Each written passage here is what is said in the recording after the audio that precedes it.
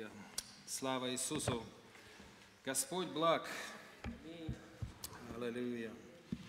Аллилуйя. Меня Господь развернул. Вчера я готовил одну проповедь. Господь побудил меня поделиться другим. Поэтому я сегодня просто поделюсь этим. Я верю, что это для кого-то будет важно. Благословит вас. Некоторое время назад, в четверг, я обычно прихожу пораньше на молитву. Где-то в часов 5 я уже здесь, я хожу, молюсь. И в один из таких четвергов я вот здесь вот ходил молиться. Знаете, есть вещи, которые Бог дает впечатление, они запечатлеваются. Я вот ходил, молюсь на языках, повернулся и вот почему-то смотрел туда, и вдруг Господь мне говорит: я хочу дать вам все. Знаете, это необычно. Ты идешь, молишься на языках, ты ничего не ждешь, и вдруг тебя Господь говорит: я хочу дать вам все. Знаете, я только размышляю об этом еще, я продолжаю думать и думать, но на самом деле эта фраза настолько, она расширяет границы, она определенно приносит революцию в понимании того, кто Бог. И, конечно, она настолько привлекательна, что кажется даже и нереальной. И, конечно, я верю, что я тут набросал некоторый конспект, вчера успел.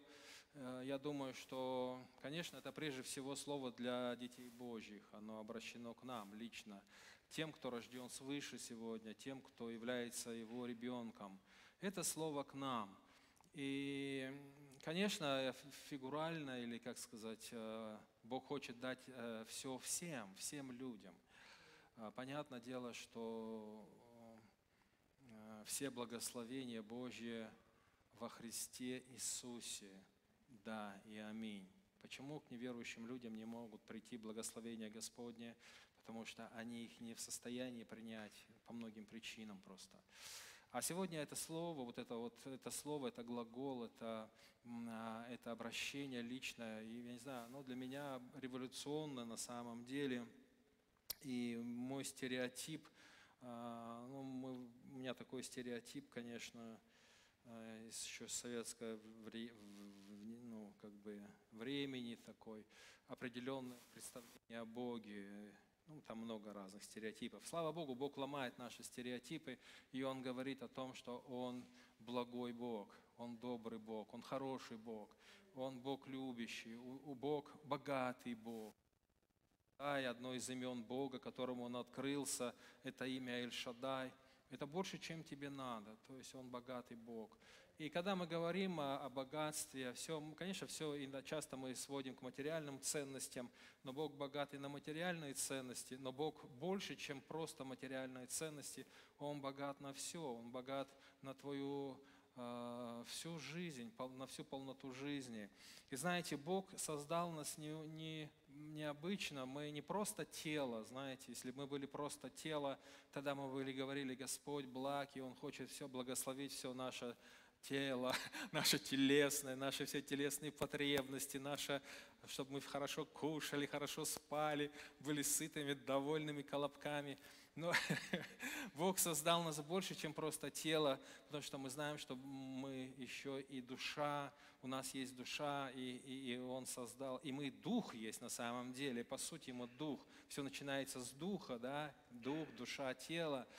И когда Господь обратился ко мне, я понимаю, что это обращение относится к человеку в целостности. То есть Он хочет благословить нас в целостности, чтобы мы цельными быть. Есть такое слово «цельность», да? Это когда у тебя все на своем месте. Твое тело благословлено, твоя душа благословлена, твой дух благословлен. Это то, что у Бога в намерениях. Вы знаете, откуда ты знаешь, пастор, что у Бога такие намерения? Писание пронизано все, у Бога благие намерения. Я уже на домашке, у нас прекрасная домашка, я делился об этом. Я перечитывал Еремию, уже почти к концу подхожу, и у Иеремии есть такое слово, Иеремия 29:11, там написано: «Ибо только я знаю намерения, какие имею о вас». Какие намерения Он имеет о вас? Говорит Господь: намерения во благо, а не на зло, чтобы дать вам будущность и надежду. Намерение Бога для каждого из нас на благо нам, чтобы дать нам будущность и надежду. У Него позитивные намерения о каждому из нас. И знаете, что я сделал? Я сказал себе, что я буду бороться с неким стереотипом, который в моем сердце где-то гнездится, потому что умом-то я все понимаю, а часто в сердце гнездится другой стереотип о Боге. И я сделал в своем календаре, благо, что в i-системе этой есть календарь, и у меня прямо через всю неделю идет такое надпись «Бог желает блага мне». Я хочу насаждать эту истину, чтобы она пронизала все меня. Я хочу изменить взгляд о Боге в моем сердце, что Он благой Бог, что Он добрый Бог, что Он желает мне блага, что у Него на сердце хорошо по отношению ко мне. Он хочет благословлять меня. И знаете, это борьба со стереотипами, ведь мы боремся ни с чем другим, мы боремся с мыслями в голове. Здесь идут битвы, здесь есть твердыни, крепости, которые сатана насадил в нашем разуме. У каждого человека своеобразно это, конечно, эти твердыни, но в целом, конечно, весь мир, он немножко схож по этим твердыням. И когда мы приходим к Господу и встречаемся с Его истиной, вот тут-то и начинается война с этими стереотипами, вот с этими твердынями. Их надо сокрушать, с ними надо что-то делать, потому что они являются барьером для того, что Бог хочет делать в нашей жизни.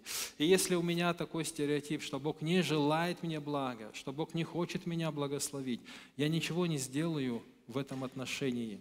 Я не сделал никакого шага в этом направлении. Я ничего не предприму, потому что я же знаю, что у Бога-то, в общем-то, почему я, да, почему Бог хочет меня благословить, с какой стати, кстати. Да, а вот Павел об этом говорит так, Римлянам 8 глава, 28 стих. «Притом знаем», вот он знал, например, да, некоторые из нас не знают еще. Ну вот давайте сегодня узнаем. «Притом знаем, что любящим Бога, а любить Бога, мы знаем, это соблюдать Его заповеди. Да? Если любите меня, соблюдите заповеди мои. То есть, что вы мне говорите, Господи, Господи, да?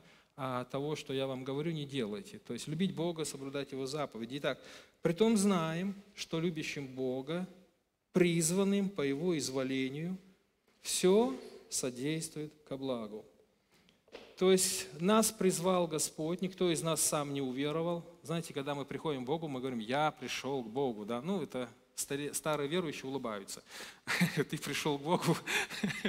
Куда ты пришел? Где ты был? Да. Бог тебя привлек. Он работал с тобой от утробы матерни, чтобы до тебя дошло, что Он есть. Да? Поэтому Он нас призвал. Если мы Его любим, то нам все содействует ко благу. Все написано. Все. Все. Скажите «все». Вот если я люблю Бога, да, то есть я стараюсь сделать так, как Он учит меня, да. Я знаю, что я призван, потому что если бы я не был бы призван, я бы не уверовал в Иисуса, просто бы не смог бы. Значит, я призванный, потому что я верю в Иисуса. Я стараюсь делать то, что Бог говорит. Значит, все, что в моей жизни будет, оно будет мне во благо. Вот это только для детей Божьих, друзья мои. Поэтому я говорю, сегодня слово больше направлено для нас, тех, кто из нас верит в Иисуса Христа. «Ибо кого Он предузнал, тем и предопределил быть подобными образу Сына Своего, дабы Он был первородным между многими братьями. А кого Он предопределил, тех и призвал. А кого призвал, тех и оправдал. А кого оправдал, тех и прославил». Что же сказать на это? Если Бог за нас, то кто против нас? Тот, который Сына Своего не пощадил, но предал Его за всех нас, как с Ним не дарует нам и всего? Скажите «всего». Дарует всего. Все. Все. Если Он Сына не пожалел, так как Он не дарует нам всего? И вот этот стереотип неправильный о Боге, о каком-то Боге, который скупой, жадный, который выбирает, кого благословить, а кого нет, кому дать конфетку, а кому-то сегодня не дам конфетку. Не нравится он мне сегодня. Не получишь ты конфетку сегодня. Проказник. Откуда такие стереотипы? Знаете, когда я здесь стоял, и я это получил, знаете, граница о Боге расширилась. Я не знаю, я увидел, насколько Он велик, насколько Он огромен. насколько Он потрясающая личность. Библия говорит, что Он всему верит, Он все любит, Он всего надеется. Бог всегда надеется. Когда Он смотрит на нас, Он надеется, что мы обратимся. Когда Он смотрит на нас, Он надеется, что мы поверим. Он надеется, что мы попробуем сделать этот первый шаг. Он надеется, что мы все-таки прислушаемся. Вот такой Бог. Добрый, щедрый, богатый, великий Бог. Скажите, великий Бог. У нас великий Бог, просто великий Бог. Хорошо, пастор, замечательно. Бог хочет дать нам все. Я готов. Давай, Господь, я готов. Все, давайте сегодня придем, ляжем, утрем нос и скажем, все, я понял. Давай. И начнем перечислять. Кстати, Господь, мне надо то. Да, и о холодильнике не забудь. Холодильник у меня надо поменять. Вот это такое у нас представление. Знаете, немножко не так это работает. Как же Бог дает? Знаете, давайте откроем Библию, 1 главу. 1 главу. Сейчас я возьму очки.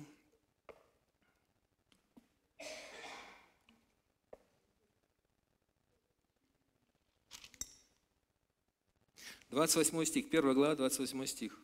«И благословил их Бог, и сказал им Бог: плодитесь и размножайтесь, и наполняйте землю, и обладайте ею, и владычествуйте над рыбами морскими, над птицами небесными и над всяким животным, пресмыкающимся по земле».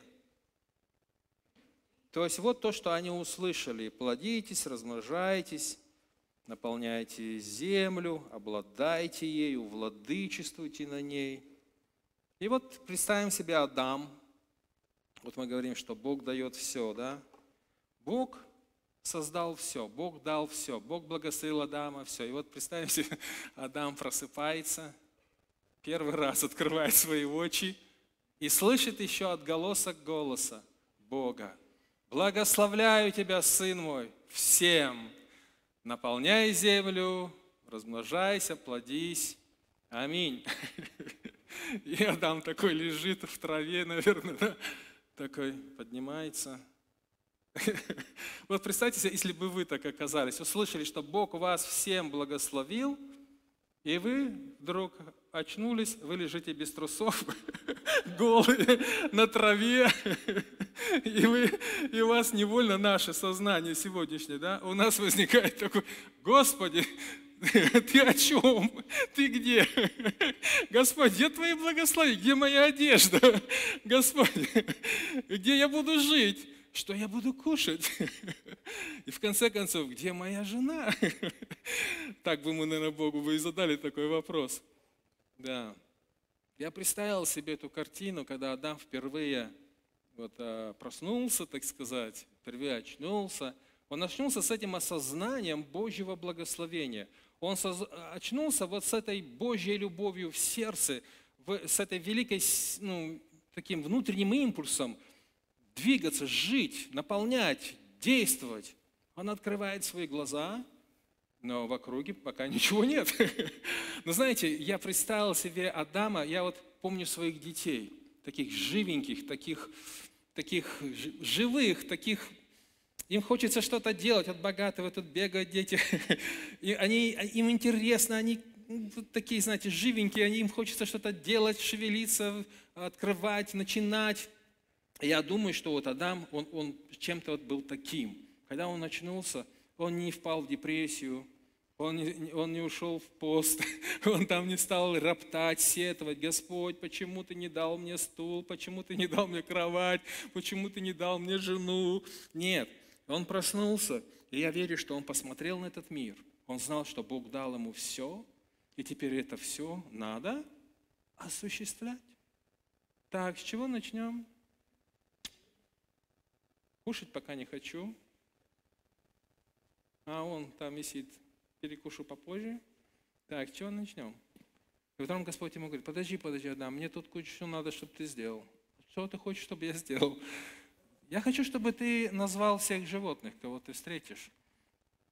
Хорошо, начнем с этого. И вы знаете, что так и заповедано было, да, чтобы он нарек, да? Что Адаму потребовалось? Адам не лежал на кровати, Адам не сетовал, Адам не рвал волосы на голове, да? Адам начал делать то, что Бог призвал его делать. Ему нужно было для этого воображение, творчество, ему нужна была сила, ему нужна была энергия, и он начал действовать, он начал это осуществлять. И Писание не зря говорит, что Адам жил как в раю, все было хорошо. Вы знаете, в этом откровение, в этом и есть откровение. Когда Бог нас благословляет, Он не дает нам, как один проповедник очень хорошо сказал, Он не дает нам стул, Он дает нам дерево. Он дает нам дерево, и Он хочет, чтобы мы включили свое воображение, свое творческое начало, чтобы мы начали размышлять, думать, анализировать, чтобы мы начали пытаться проявить все то, что Бог в нас вложил. Ведь мы созданы по образу и подобию Божьему. Аминь. А наш папа хороший папа, заметьте. Когда папа что-то делает, он делает всегда хорошо. Аминь. Когда он создал первую землю, все, он сказал, хорошо. Потом второй день, хорошо. Все было хорошо. Бог все хорошо создает. И у нас есть этот потенциал. К чему я хочу сказать, друзья мои?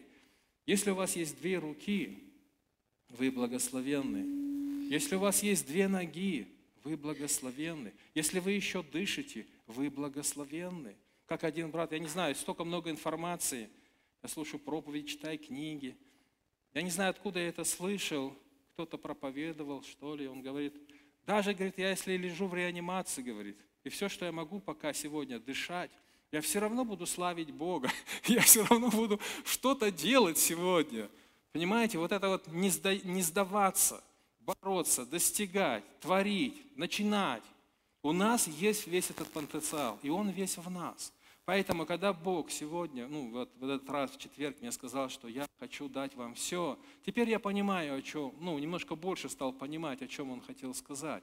Он хотел сказать, что я хочу вам дать все, но это все лежит в тебе, в твоем сердце. Ты должен это открыть в себе, и ты должен начать это делать, ты должен начать это осуществлять. А я буду тебя в этом благословлять. А я буду тебя в этом благословлять.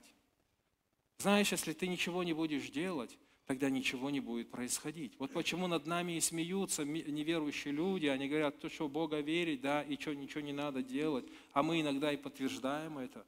Знаете, мы ждем чего-то, на печке лежим и думаем, что Бог все за нас сделает. Нет. Бог хочет, чтобы мы это делали, чтобы мы осуществляли. Вы знаете, я говорю, что нам, людям здоровым, вообще нет никакого оправдания. Есть люди нездоровые, ограниченные, и они не сдаются, и они достигают. Вы знаете, есть такой, вы знаете прекрасно, конечно, Ник Вуйнич. У него нету рук, у него нету ног, у него одна стопа. И знаете, этот ребенок, когда родился, он не хотел жить. Как жить-то дальше? Хорошо за родителей, они мотивировали его. Сегодня он один из мотивационных спикеров. У него одна стопа и пальчики, и он научился на компьютере работать, на этой доске катается. У него, по-моему, 2 детей уже. 4. Вы подумайте, а мы, здоровые люди, сидим порой, угрызаем себя, у нас. Послушайте еще раз. Я хочу дать вам все.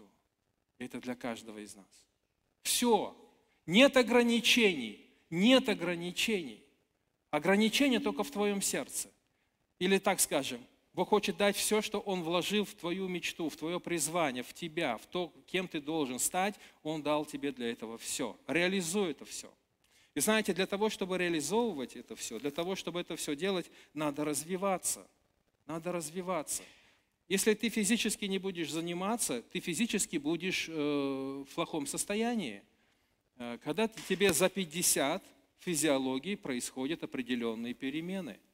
Когда тебе уже за 50, то все по-другому. Метаболизм замедляется, живот вырастает и все остальное. И если ничего не делать с этим, то можно очень быстро загнуться. И у меня такое служение, но оно как бы малоподвижное. И я понял, что если я не буду двигаться, будет плохо. И я начал бегать. Я начал бегать. У меня не было кроссовок и не было денег купить кроссовки. У меня не было брюк спортивных и не было денег купить брюк спортивных. У меня не было кофты и майки спортивной, чтобы в чем бегать. И вы знаете, часто то, чего у нас нет, оно нас останавливает. Мы думаем, ну ладно, когда-нибудь у нас это появится, тогда я это буду делать. И я знал уже из опыта своей жизни, что если я не начну с того, где я сейчас, другое никогда не появится просто. Оно не придет само по себе. И я начал бегать в ботинках. Они до сих пор у меня еще целые, порванные, но целые. Таких не бегают. Я бегал в джинсах или в штанах каких-то. Я бегал в чем-то, куртка какая-то. Ничего не спортивного вообще. И знаете, сколько я пробежал первый раз? 200 где-то метров. Да. Я такой, я сейчас буду, раз, бегу, все, сдулся. Я думаю, ладно, хорошо. Я 200 все же пробежал сегодня, слава Иисусу. Да. На следующий раз я пробежал чуть больше. И я знал уже из своей жизни, что ничего просто так не приходит. Вообще вся моя жизнь научилась, всего надо добиваться, всему надо стремиться. Везде нужно прилагать усилия. Я пробежал больше, потом больше, и так довел до 4 километров. Сейчас чуть-чуть опять сбавил. А по-другому никак. В этом процессе, пока я бегал, мне подарили кроссовки. Потом подарили спортивные штаны. Потом подарили спортивную майку. Это Виктор, слава ему, пусть Бог его благословит, Виктор Кистер, пастор Виктор Кистер. У меня сейчас все спортивно, я бегу в спортивных вещах. Но если бы я не начал бегать в том, что я есть, я бы никогда бы и не начал бы бегать. И может быть сейчас бы я такой, знаете, такой уже доходяга был бы, стоял бы здесь. Да, поэтому, друзья мои, за телом надо следить, аминь. А для того, чтобы осуществлять все Божьи планы, у нас должно быть здоровое тело. Теперь душа, друзья мои, унылый дух сушит кости, да, там и прочее. Если твоя душа унывает, если ты такой весь подавленный, если ты такой весь депрессивный, знаешь, очень трудно как-то куда-то со всем этим двигаться. Надо что-то сделать с этим, надо развивать свою душу. Вы знаете, я люблю классику, например. Да? Я слушаю классику, я получаю благословение. Я люблю красивые вещи. Это для моей души. Я хочу, чтобы моя душа была удовлетворена. Знаете, есть такие допамин, потом, как их называют, тело вырабатывает эти все эти. Это гормоны счастья. Когда ты что-то делаешь, когда ты делаешь какие-то хорошие вещи, которые нравятся твоей душе, тело вырабатывает гормоны счастья, ты счастливый. И это благотворно влияет и на твое тело тоже. Вот так мы устроены. Если ты не начнешь, ничего не будет. Ты будешь стареть, дряхлеть, будешь такой брюзгой. Или ты будешь двигаться, ты будешь верить, что благой Бог, сотворивший небо и землю, не пожалевший Сына, хочет дать мне все. Хочет дать мне все. Поэтому я не хочу быть там, где я сейчас. Я хочу стремиться к тому, что Бог хочет. И также наш дух нуждается в пище. Мы должны питать наш дух. Как мы можем питать? Только духовными вещами. Ты дух не можешь напитать художественной картиной или классикой. Да? Дух не напитается этим. Но когда ты открываешь Писание, Слово Божье, и ты чувствуешь, как ты кушаешь. Когда ты молишься на иных языках, ты чувствуешь, как твой дух укрепляется. И поэтому мы должны развиваться, друзья мои. Если ты не питаешь дух, ты будешь духовно слабым. Если твоя душа унылая, то дух не сможет тебя употреблять, потому что тебя надо сначала как-то оживить, да?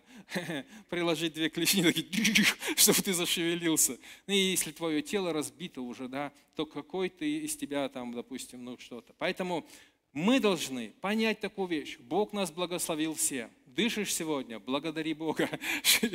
Благодари Бога. Хорошо, а как же дальше двигаться? У Бога есть план для нас. Это уже тоже избитая фраза, которую часто повторяем. Но у Бога есть что-то для каждого из нас, куда надо идти. Никто не может нам это сказать, никто нам не может это открыть. Это мечта, которую Он вложил в твое сердце. Это внутреннее желание, это внутреннее интуитивное какое-то побуждение куда-то идти. Это от Бога. Поэтому, слушайте, иногда такие побуждения Бог дает, кажется, это невозможно. Но опять давайте сегодня посмотрим на Бога и вспомним Его слова. Все возможно верующему. Все возможно верующему. Поэтому вопрос не в Боге. Вопрос не в том, что Он может дать или нет. Вопрос в том, что же я хочу сам на самом деле, куда же я иду, кто же я такой, что я хочу вообще от этой жизни. И вот в этом вопрос вопросов. Знаете, не зря многие духовные практики, они говорят, что познай себя, да, такая фраза избитая. А действительно она очень важная. Познай, кто ты есть в Боге. Познай свое призвание, познай свое предназначение. Познай, куда ты хочешь идти, чем ты хочешь заниматься, чего ты хочешь достигать. И не сиди больше, и не мечтай, а начинай идти к этой цели. У тебя нету ботинок, начинай босиком. У тебя нету штанов, одень трико и начинай в трико. Давайте сегодня что-то делать со своей жизнью, потому что жизнь так быстро летит, только годы листаешь, и все. Прошел год, я не знаю, молились вы, нет, а цели на этот год. И вот так вот, если цели нет, ты никуда не идешь, ты ни к чему не стремишься. Я сам себе сказал, я буду учиться, допустим, да, я сейчас опять пошел на курсы. Я буду постоянно что-то делать. Я не хочу быть дряхлым стариком, который сидит на кухне и ворчит. Все плохо, все нехорошо, все то. Я хочу развиваться. У меня много целей сейчас, я хочу их достигать. Некоторые из них недостижимы, но я хотя бы в ту сторону иду. Я хотя бы в ту сторону что-то хочу делать. И знаете, когда ты прикладываешь усилия, когда ты делаешь хоть какой-то полшага, ты на полшага к цели уже ближе. И она приближается. Знаешь, когда Бог тебе что-то говорит, никогда не слушай окружающих людей, потому что тебя окружающие люди чаще не поймут. Потому что то, что Бог вкладывает, это для них непонятно. И если Бог дал тебе цель, ты должен сам к ней идти, сам. Не смотри на окружение свое. Ты должен достигать то, что Бог хочет тебе дать. Скажи аминь. 1 Петра, 1 глава, 3-4 стих. «Как от божественной силы Его даровано нам все потребное для жизни и благочестия через познание призвавшего нас славою и благостью, которыми дарованы нам великие и драгоценные обетования, дабы вы через них соделались причастниками божеского естества, удалившись от господствующего в мире растления похотью. Как от божественной силы Его даровано нам все потребное». Все даровано уже. А как это потребное приходит? Через познание Бога. Именно познание Бога и является ключом к этому. Почему, опять-таки, я говорю, что вот это вот обращение Бога, прямое обращение Бога ко мне, оно расширило границы мои о Боге. И знаете, когда мы читаете Ветхий Завет, то там Бог открывается с разными именами. Наверняка знаете, да? Эль-Шаддай, Иегова Ниси, Иегова Шамма. Бог открывался Израилю с разными именами. О чем это говорило? О том, кто Он есть. Он им показывал и говорил, кто Он. Если Он говорил, допустим, Эль-Шаддай, да, то значит Он богатый Бог, у Него больше, чем тебе надо. Если Он говорил, что я Иегова Ниси, это значит, что если ты будешь воевать за имя Господа, ты никогда не проиграешь, потому что Он твое знамя. Он целитель твой, Он исцеляет тебя, Он врачеватель. И так Бог открывается и открывается и открывается. Поэтому, когда мы хотим двигаться в Боге, расти в Боге, это приходит через познание Бога. Никак по-другому. Не методика. Я не знаю, как вы. Я вот не помню иногда, когда вот люди что-то говорят, чему-то тебя учат, оно как-то забывается. Но когда Бог что-то откроет тебе, это как будто как печать какая-то, прям бум, так, все, это уже с тобой навсегда. Да. Ты уже всегда можешь на этом стоять. Поэтому познание Бога – это ключ к этому всему. Хорошо, друзья. Я верю, что вот это послание, оно должно действительно обновить наш разум и совсем по-другому, чтобы мы смотрели на этот мир. Я такую фразу себе здесь написал, что Бог дал Адаму весь мир. Бог дал Адаму весь мир. И Он сказал, это тебе принадлежит, Адам. Это твое. Сегодня Бог к нам обращается, и Он тоже дает нам весь мир. Он дает нам все. Он дает нам все. Каждый из нас может поверить в это и принять это, и начинать двигаться в этом. Или ты можешь просто-напросто закрыться, сказать, что это нереально, что это невозможно. Однажды фараон увидел сон. 7 коров тучных и 7 коров худых. и худые коровы 7 съели коров тучных. Да? Такое произошло. Фараон был в недоумении. Но Иосиф истолковал это все. Иосиф был ключ к этому всему. Бог открыл, и Бог дал Иосифу откровение. Мы сегодня те самые люди, кого Бог может употреблять. Если мы просто смотрим на Бога и говорим, какой Он великий, а потом смотрим на себя и говорим, а кто мы такие, то так не работает. Но если мы смотрим на Бога и говорим, Бог великий, а значит, Бог может во мне делать великие вещи, тогда становится невозможное возможным. Тогда те откровения, которые тебе нужны сегодня, ты открыт, и ты их принимаешь, и делаешь. И все люди вокруг тебя, они говорят, это Бог, это не Вася, это не Петя, это Бог. И знаете, если мы будем теми детьми, которые верят в такого Бога, когда мы будем всегда открыты, это самое лучшее свидетельство. Знаете, я видел такое, не надо говорить мне о любви, не надо мне говорить, потому что любовь, она очевидна. То есть много можно говорить о любви, о всем-всем, но лучше ее являть. И так же и с Богом. Можно много говорить о Боге, а лучше явить Его. Когда Сулев мне просто так давал деньги, это больше мне всегда говорило о Боге, чем его 1000 слов. Когда он мне помогал, это больше говорило о Боге. Когда мне приносили в 90-е годы пакет «Рука помощи» из Оливисты, это больше говорило о любви Божьей, чем 1000 слов. Но кто-то же это взял и сделал. Кто-то поверил, что это возможно. Кто-то осуществлял это все и стал рукой Бога на этой земле. Слава Богу! Жизнь прекрасна. Она фантастична. Знаете, я сегодня ребятам говорил, мы живем в таком мире, в котором люди никогда так не жили. Никогда не было, чтобы автомобили почти у всех были, квартиры, жилье, тепло, одежды. Все, сколько сегодня одежд у нас, сколько всего. Люди так никогда раньше не жили. И мы сидим и депрессуемся, и еще что-то жалуемся на жизнь. Хотя каждый из нас сегодня может осуществлять все. Но я же не могу. Развивайся. Не знаешь язык, учи. Нету образования, получай. Нету навыка, приобретай его. Не стой на месте. Бог хочет дать тебе все. Двери Он перед тобой открыл. Они открыты, двери. Входи в них. Давайте встанем, помолимся. Господь, мы благодарим Тебя за это откровение, которое Ты расширяешь наше понимание о себе, Господь.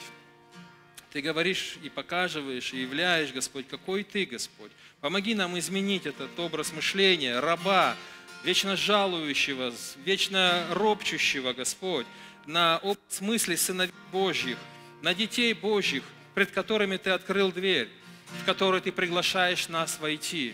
Ты хочешь, чтобы мы включили свои творческие начала, чтобы мы физически развивались, чтобы мы были интеллектуально развиты, чтобы мы мечтали, чтобы мы творили, чтобы мы отображали образ Творца на этой земле, Господь. Благослови нас, благослови нас. Пусть это слово будет хорошим стимулом развиваться, двигаться вперед, ставить цели, достигать этих целей во имя Иисуса Христа.